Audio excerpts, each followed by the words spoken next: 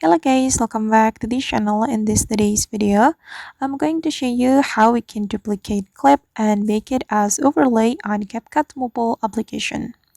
Okay, let's get into it guys. Here I have prepared my project on my CapCut application and I'm going to duplicate this clip and make it as overlay.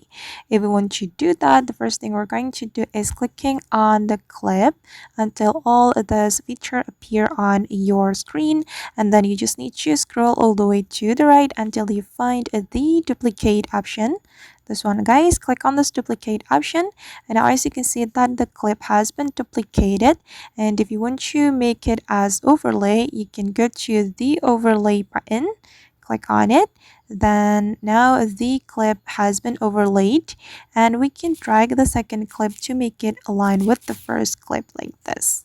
And this is the result, and that's so easy, right? Okay guys, and that's how we can duplicate clip and make it as overlay on CapCut mobile application. I hope this video will be useful for you. Thank you so much for watching and see you in the next video.